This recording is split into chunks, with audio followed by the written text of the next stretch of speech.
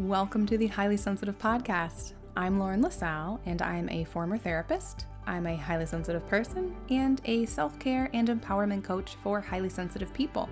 My goal for this podcast is to create a feeling of community, to be a supportive place for HSPs, and to normalize our experiences as highly sensitive people.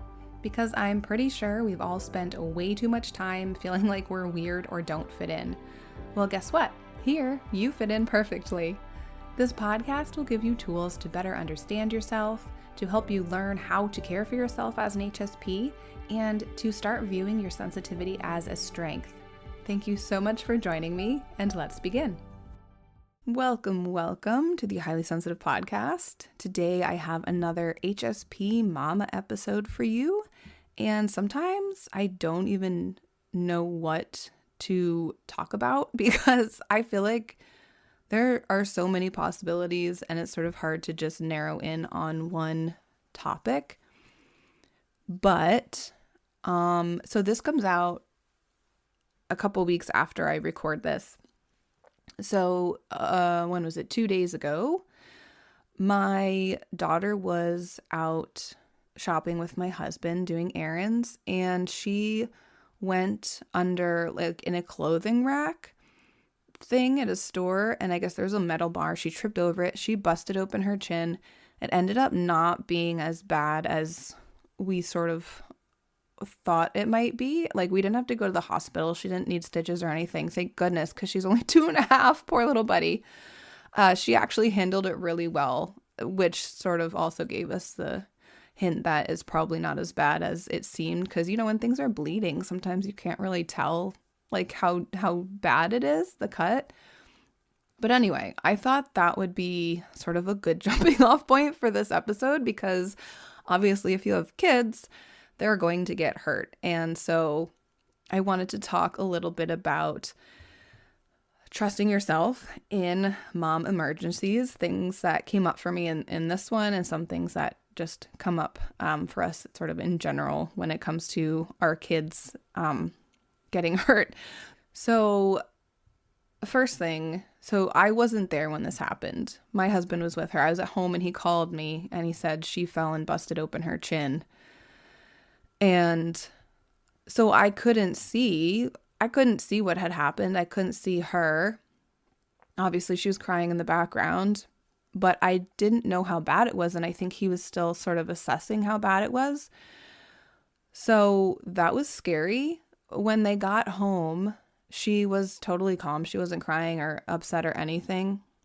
And we had to change the Band-Aids, and we took a look at the cut, and it looked so much better apparently than it had when it had first happened, according to my husband. So I felt like because it hadn't just bled through the Band-Aid like super, super fast, and it wasn't just continually bleeding, it was just slowly bleeding, that was a sign that we didn't need to take her to the hospital. So that was sort of my gut reaction.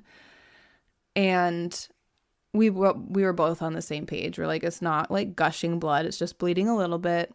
It is a pretty decent cut, but it's not deep. So she's going to be okay.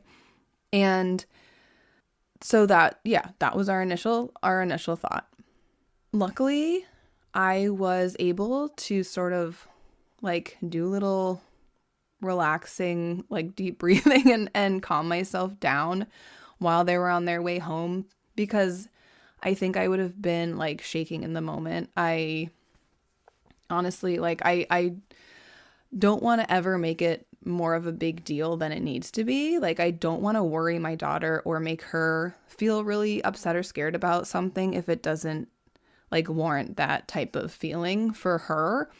But for me, I mean, that's so scary to have your child fall, and she's so little and really hurt herself. And this is her first, it's not even a major like accident, but I mean, as far as things go, it's her first like big fall, big accident that she's had in her life. And so my husband had said to me, like, she's calm now. When we get home, just like be calm with her. And so luckily I had the time to be able to settle myself, just sort of prepare mentally, like we'll just see how it looks when she gets here, and then take her to the hospital if we feel like we need to. There's nothing to worry about. Like, don't get yourself all worried for nothing. You'll see what happens when she's here.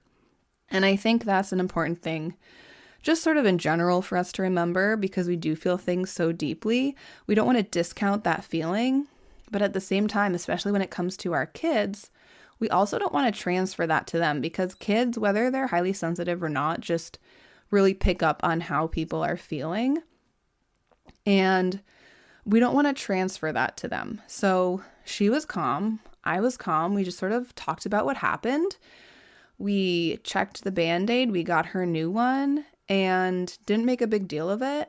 And that felt really nice to me, like that we got her dinner. We had her watch a show for special while she was eating dinner, because like she'd just been through a lot, and that felt so good to me that I was able to get myself in a place where we could do that for her and not make it a big thing. However, you know, this overthinking happens at some point, right? Because I'm sure you've been there too. So that night, as I was falling asleep, and then when I would wake up in the middle of the night, it would just keep popping into my head.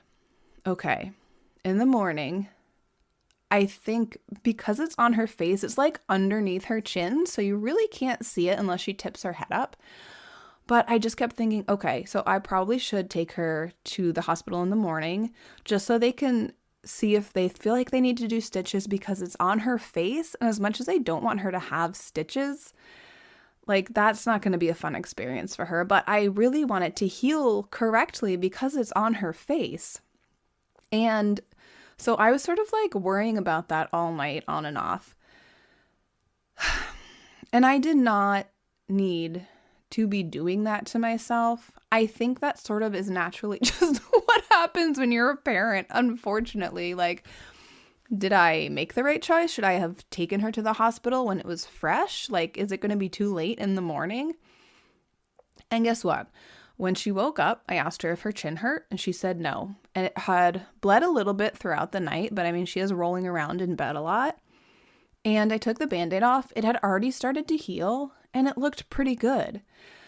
So I just, going back to all the intuition and maternal intuition and all of that, my first instinct was correct. And I'm learning to not second guess that so much, or if something comes up second guessing it, I go, no, like I hear you, I see that you're there, but this is not helpful to me. It doesn't make me feel any better, it just makes me feel worse.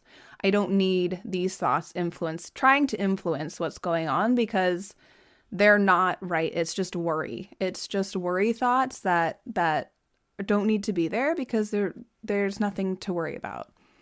So it was nice to know that my initial instinct was right.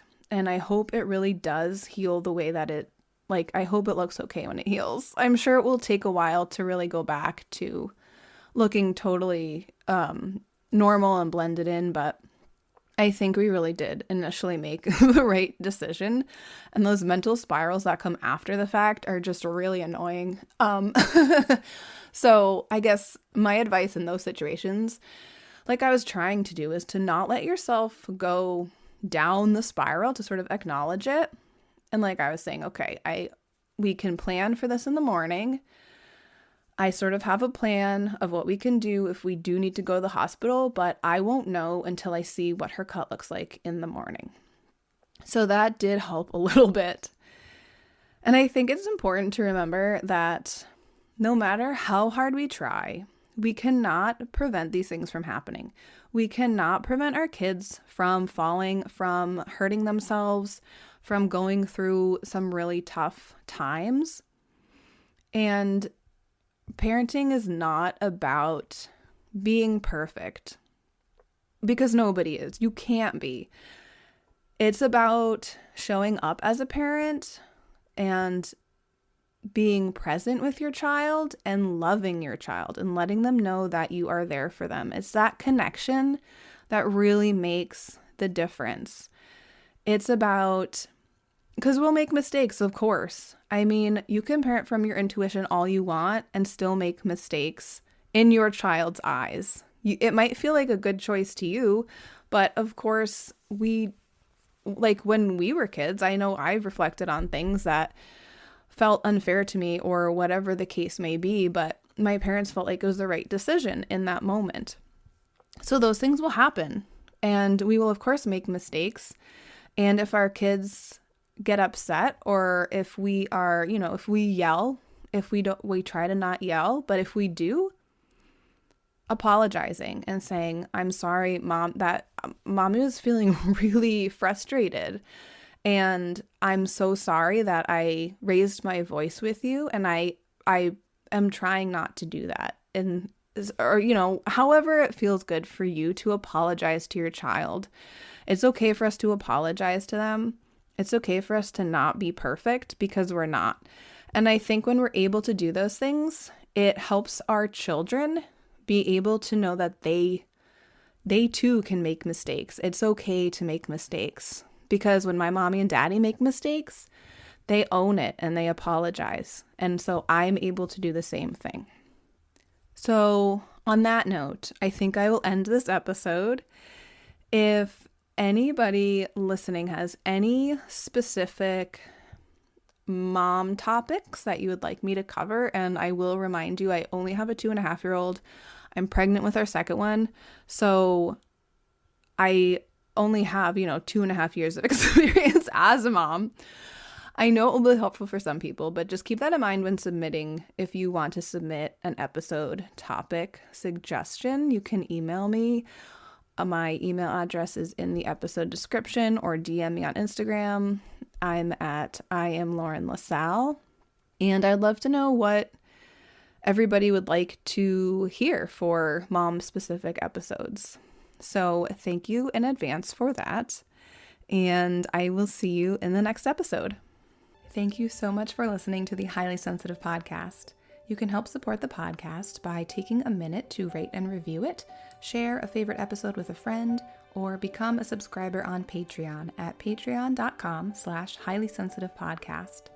Visit laurenlasallecoaching.com for free resources, information about my coaching programs, and to join my email list. You can connect with me on Instagram at selfcarewithlaurenlasalle, or email me at lauren@laurenlasallecoaching.com.